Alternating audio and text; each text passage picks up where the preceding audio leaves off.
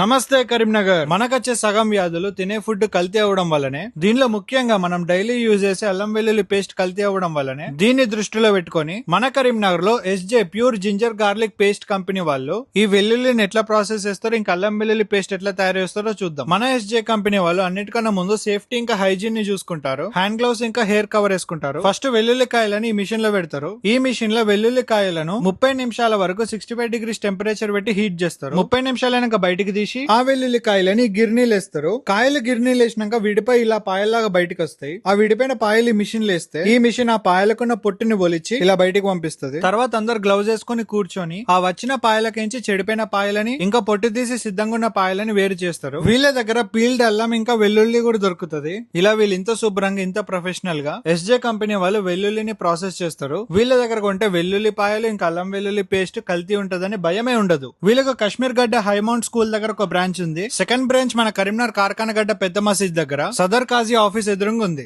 ఈ అవుట్లెట్ లో మీ కళ్ళ ముందే అల్లం వెల్లుల్లి పేస్ట్ ని తయారు చేసి మీ కళ్ళ ముందే ఫ్రెష్ అల్లం వెల్లుల్లి పేస్ట్ ని ప్యాక్ చేసి ఇస్తారు. ఇంకెందుకు లేటు, మన కరీంనగర్ లో ఫ్రెష్ అల్లం వెల్లుల్లి పేస్ట్ కావాలంటే SJ pure ginger garlic paste వాళ్ళ దగ్గరకు వచ్చేసేయండి.